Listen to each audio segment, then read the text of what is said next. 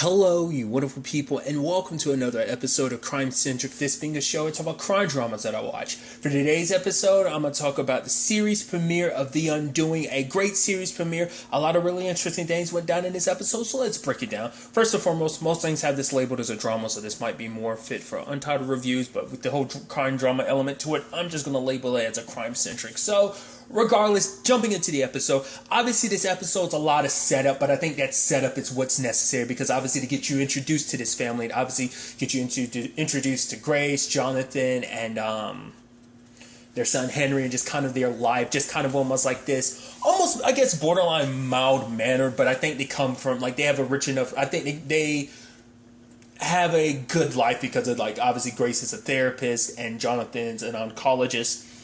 And so they kind of have a good life. And obviously, over the course of the episode in the beginning, we kind of got the report. Well, it was actually kind of interesting because the episode kind of has a cold opening of, like, it starts with, like, obviously Miguel finding, Elena's body. And then, like, obviously we cut to 2 days earlier and just kind of, like, follow events and just kind of understand, like, there's a lot of familiar faces in this show. Obviously Nicole Kidman, Hugh Grant.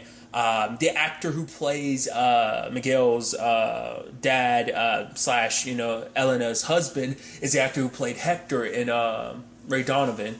There's also the actress who played her friend Sylvia, Grace's friend Sylvia. Isn't that the actress from?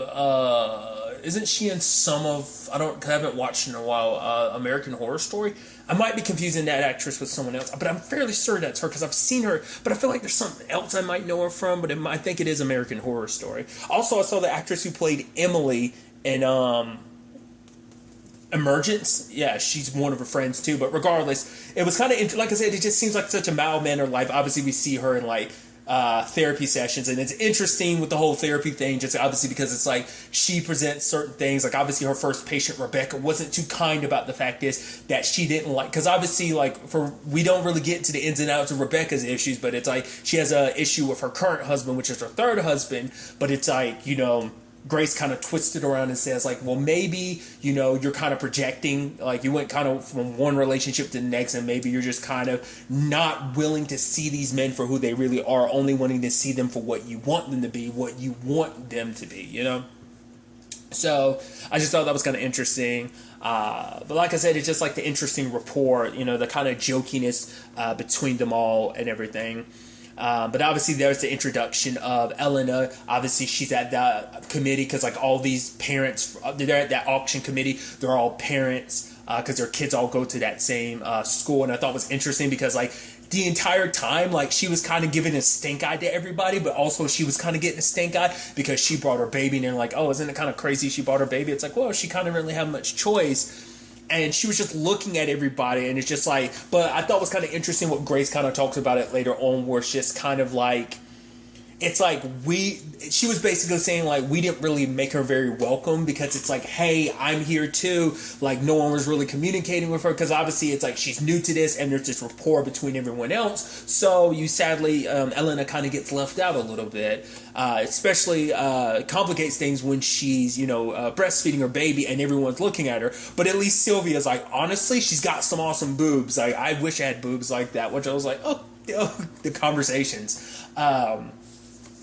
But then, like, later on, I think she went to I think Grace was at the gym at one point in time, and then she runs into Elena, and then Elena's, like, butt-ass naked in front of her. I'm like, yo, that's interesting. You can tell, like, Grace is a little... it's like, yeah, and steady on Elena being like, oh, yeah, you're so nice. Like, oh, it's so nice running into you. I'm like, lady, put a towel around. Obviously, the perverted side of my brain's like, no, but I'm saying from the perspective of Grace, it's like you're standing in front of me, your full body exposed. It's just, and it's just kind of like it's nothing. But what I thought was kind of an interesting thing throughout the entire episode is like the fact is that Elena would grasp onto, she's grasping onto Grace and no one else. I don't know why she latched on, because like, oh, she kept making this point where she was like, you're nice, you're nicer than anyone else. That's why like I didn't understand. And it's even interesting because there's later context where it's like she was saying like, oh, I'm making you a little unnerved, and she's like, no, and I'm like, that wasn't part of that scene earlier. So like, was that at a different time? Like, it's like, no, like we've only had this 2-day frame of reference, or was there more that went down that I'm not aware of, or maybe that they're kind of going out of their way, kind of hiding? But it was just like, why did you cut back to that? Because she's like, oh, do I make you? Am I making you a little unnerved? And she was like, no, it's fine. But it's like, why was that added later as a separate scene on its own rather than being part of that conversation? Or you know what I mean? Like there had to be some purpose to that. I just thought that was kind of fascinating. But obviously at the auction itself, like obviously it's like being there, Elena, I keep saying, because it looks like Elena, but it's like, it's Elena. I think that's just the pronunciation of it, but it's like, she was looking at the group and it's like, oh, I think she's looking at you, Grace. Is she? So like even Grace is like trying to be helpful, but even then she's kind of awkward. I think, maybe it's like maybe something in her, maybe being the therapist that she is. Because obviously like when you look at the opening of the episode, it seems like obviously she's the main protagonist. She's like the main focus of the story in a sense that like it seems like you probably get the story kind of through her eyes to a certain extent. Because it seemed like at the beginning I'm the little girl with redhead and everything. I'm assuming that's supposed to be, Grace when she was younger, so like obviously she's kind of the focal point of this, but so I don't know what it was, but like I don't know, it seemed like even as a therapist Grace was still just kind of socially awkward to an extent, but I think it's just because she didn't really know what to make of Elena. It's like this woman you really don't know that's kind of almost latched onto you in an interesting way, but it's like obviously she saw Elena, crying in the bathroom, and it was like, oh, if you ever need anything, need to talk to someone for free, like basically I'm not trying to charge you anything. But I guess maybe she also was like, I didn't mean it like that, as in like maybe like I think she was trying to say like I'm not trying to suggest you couldn't afford me if you, but it's like, oh, you're so kind and everything. So she kept saying that, and even when she kissed her in the elevator, I was like, is there more to that? I'm reading too much into that? Maybe. It just seemed interesting. I was like, wait. Like that, it's just there's so much that like I said, it's set up in introductions, but at the same time, it's like it's kind of the mystery element to this, But it's like because it's hard to say what she was necessarily dealing with, because obviously like it seemed like there was. For what the little bit we saw, there seemed like there was no issues between her and her husband. But you never really know what lies beneath any marriage. Obviously, that's something Grace is going to learn about as this progresses. But it also obviously like everything kind of escalates at one. Well, because obviously, for one, Jonathan was supposed to be going to check something out, like obviously like a kid's lungs had messed up or whatever, and then we cut to like I guess at one point in time Grace had actually showed up there when he was talking to a kid, because even the kid was like, am I going to die? And he's like, no, you're not going to die. And I thought it was kind of this sweet moment of him being like, I'd rather do money than make promises. Rather than getting you into it, I'd rather we make this bet on money. He was trying to be helpful. He was trying to get the kid's spirits up essentially. But I guess it's like, oh, like he comes home and he hugs her and it's like, oh, what happened? And it's like, oh, and he doesn't say anything, but she's like, oh, I get it. They immediately have sex afterwards, which I'm kind of like, emotions get complicated. You're feeling down and, and everything, and you want to feel good, so emotions are a mess and everything. I don't know, potentially if a kid ended up dying, and I don't know, man. It just seemed a little weird that you're able to just go like, oh, let me hump you. I don't know. Like I said, who am I to judge someone else's process? It just seemed, But it's like I said, who am I to judge someone's situation? But obviously he's going to Cleveland, and then obviously the next day she has her therapy session with this couple, and she's kind of once again she's very like, I guess being the therapist that she is, she's. Like, at least with Rebecca, it seemed like she was more so kind of beating around the bush, at least trying to, but at the same time while also being super blunt. And obviously she was kind of blunt in this particular case, saying it like, oh, maybe you had an affair because you wanted to be caught, because it allowed you to, it gave you, opportunity to question your marriage that, maybe it's, but part of me was almost, I was reading too much into it, because I was like, is that supposed to be a little wink and nod to her potentially saying that about herself? Granted, she's examining their relationship, but you'd almost think like, just the way she went at it, maybe that's just her as a therapist, just her way of just kind of being, like I said, direct and blunt. But maybe it was like, maybe there was a little bit more to that. Granted, for what we'd seen, it seemed like her and Jonathan were good. because it's interesting too. I'm a little over the place. I do apologize. There was that our friends were talking about the fact is, it's kind of crazy that your husband's an oncologist, yet he kind of has a sense of humor. It's like, considering you're seeing kids with cancer and stuff like that, it's like you would think like, but it's like, he's funny. Like, obviously we see that with interactions between him and Henry, him and Grace, and obviously, him being like, let's get out of here, blah, blah, blah. It's like, that's the new, like I said, you see him kind of being the life of the party. Well, not really wanting to get away from the party, but still just being kind of somewhat the life of the party, at least, obviously it seems like him and Grace's dad, who's played by Donald Sutherland, seemed like there's some contention there, just like the whole like, Jonathan Franklin, like it's just like it's like they didn't really get into it too much. Because even Jonathan, it's like, we pay the school money, and then like Grace was like, we don't, and Jonathan's like, right, your dad does, good for him. Like, it seemed like little snarky remarks like that, and then just that interaction is just kind of like, Franklin, Jonathan, like, we can't stand each other, but because we both love Grace, we kind of allow this to make it, so it was interesting. That's kind of how I took it, but obviously what's also interesting too, that alert from the school, obviously, like, McGill having found his mom's body, and we even saw it later on. It's only on the screen for a quick second. I was like, when you look at her face, it looked, I couldn't tell whether like her face was like super slashed up or whether it was like smashed in or whatever. I was like, whatever it was, it looked brutal. Like whatever condition her face was in, it looked like vicious.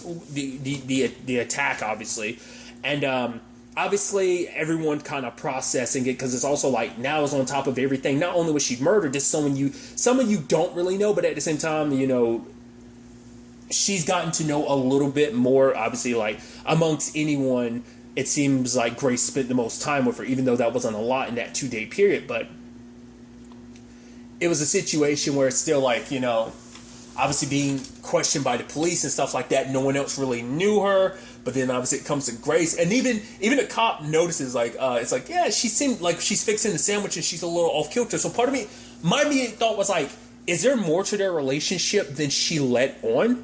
Like, that's what I was wondering about, because it's like the cops are making, it's like, I mean, cops can make you nervous for a multitude of reasons. It doesn't necessarily mean you're guilty. There's multiple reasons, but I'm partially wondering, like, why she was reacting the way she did. She just seemed like she couldn't focus in some parts of the conversation. She's just kind of like, I don't know. It just seemed like she was acting like she had something to hide. That's what was kind of confusing me. Even more so when she was trying to make a point to be like, yeah, hubby, to be fair, it's something traumatic and crazy that happened to someone that so it's like, it's a little close to home, and so you want to talk to your husband to kind of deal with it. But it's just like, I don't know. I think, I turned a Porky Pig there. Jesus, sorry. But I guess it's that thing of like, doctors make will never accept help from another doctor. Just that's always like the stereotype, because like they'll always feel like, no, I can diagnose myself better. So part of me wonders, is she kind of going through something, and as a medical professional, she's not like, it's easy to kind of talk about someone else's issues, but when it comes to your own, and maybe that's something about her character, that she's not really all about talking about her issues. And now this situation is like, she usually has her husband to kind of bounce things off of. Because they actually had a conversation earlier where it's kind of like, we don't really have anybody. He's like, we hate everybody. And she's like, no, I like people. You are the one that... And he's like, I don't want you to be lonely. And then obviously he turned that into it's basically let me wash you in the shower. But part of me was wondering, is that supposed to represent the fact that she actually doesn't really have any friends? Like, outside of that auction committee, does she actually have any... Like, is that all her friends? Obviously, that's your friend group, mothers at the school and everything. But I was like... Is it a thing where she's necessarily close to them, or is it just kind of like I got roped into this and we're friends by proxy, or legitimately we are close and we're actual friends? That's, so all that kind of gets my mind wondering. But like I said, it's just like that conversation she was having with the cops, because even, like I said, one of the cops was kind of like, are we making you nervous or something? That's what, like I said, it was just catching me off guard. I'm like, why were you seemed like you were so nervous, so... And obviously, and what I also thought was kind of fascinating too is also, they're immediately being like, yo, where's your husband? I'm like, why the hell does that matter? Him being, oh yeah, he's in Cleveland. Do you know where he's staying? Like, them asking those questions immediately makes you go, do they? I guess because maybe something at the crime scene showed that it was something personal. Because obviously Sylvia is like, oh, it must have been her husband. They must have been having issues or something because the cops are looking for the husband. But because obviously Grace immediately goes, are you looking at the husband for this? And, but like I said, they're asking all these questions about her husband. You're like, what was it? Why is he just? Because it's like, oh, he's not here. Oh, like, no, he could, whatever he would have seen, I would have seen because we were at the party together. It's like, no, I'd rather talk. That's why I'm like, it's like, we'd rather talk to your husband and kind of hear it from him. Like, maybe he did see something or not. That's why I'm like, and they're kind of like, at least one of the detectives is like mad aggressive about it. That's why I'm like, they definitely know something they're not letting anyone else know. I mean, that's the whole point of an investigation. Never letting any of the people you're interviewing know what you know. Like because people might slip up and reveal some information if you don't tell them all that you know, So, maybe that's it. Maybe it's not. But then there's the whole situation at the end where Grace is calling, John, but then she hears his phone and she looks in the dresser and sees that his phone's there and she's looking like, why would he do that? Why would you leave your phone knowing I'm going to try to contact you? So she tries to call the hotel. Oh, there's not a Jonathan Fraser here, okay? Other hotel. There's not a Jonathan Fraser here. Oh, crap. Another hotel. Oh, thank God there's a Jonathan Fraser here. I was like, then a woman picks up. I was like, oh, ooh. And even she's starting to feel like, but then like someone else answers and he's like, what? She's like, wait, what? So it's not the Jonathan Fraser she's looking for. And it's just, then like her mind, I think, starts spiraling. Because that's what I think is so interesting, because it cuts back to like Elena's body, but also back to like Grace's face, where I'm like, is she immediately correlating the two, where she's like, because obviously you probably, because, she's a therapist, so she probably sees a sign, leaving your phone at home, meaning you don't want to be contacted. But that's even more suspicious, leaving your phone at home, especially if it means like, because obviously if you're trying to cheat or something, you want to have your phone, so you can be like, hey babe, yeah, everything's okay. Why would you leave your phone behind? So obviously, like, I think that being like, wait, and then them asking all those questions. So I don't know if she's immediately making those leaps and bounds of like, well, something's up, or is it supposed to be out of concern of like, what happened to my husband? Like, he left his phone here. I don't know where he is. But I'm thinking like, no, the cops are asking all these damn questions about my husband, and now I have no idea where the hell he is. He left his phone here. So I don't know if that's starting to make her brain spiral like, no, it couldn't. Wait, no, so that's me just jumping to conclusions just because I think when I originally watched the trailer, I believe I misconstrued the entire thing, because I thought she was the one being looked at being the murderer behind it. I mean, maybe, but it seems like based on what I'm seeing, like or what I was reading, just like the little excerpt, or rather little synopsis was basically like the husband is the suspected, her husband, Jonathan is the one who's suspected to be the murderer. But obviously it's like, so is that supposed to be suggesting maybe that's why Elena latched on to Grace, because this is like she was having an affair with Jonathan and she wanted to get to know, Jonathan's wife, and it's like, oh, you're actually kind of a nice person, so she felt guilty about it. But then, like I said, there was a part of me wondering, like, were they actually having an affair just because of that scene of like, oh, do I unnerve you or something? Part of me was like, is there more to, there should probably be like more to that scene that we haven't seen, so maybe that's what caught her off guard, because it's like, oh, she's making it seem like nothing really, it's like, oh, I don't really know her, but it's like, you know her more than you're letting on, because you probably don't want it to get out that maybe there was something between you two, maybe not. Because I'm sure, like, if it ends up being a situation where, like, Jonathan's potentially the prime suspect because maybe they had an affair, I'm sure it could still circle back on her to be like, oh, you were the jealous wife, maybe you that potentially could be something we see. Like I said, it's literally the first episode, so this is just a lot of conjecture on my part. I'm probably misinterpreting and reading too much into a lot of this, but I'm still curious to see, ultimately where all of this ends up taking us going forward into the next episode. But really, that's all I want to talk about. Until the next time we meet, be happy, be safe, live life to the fullest, and enjoy it. Good day, and goodbye.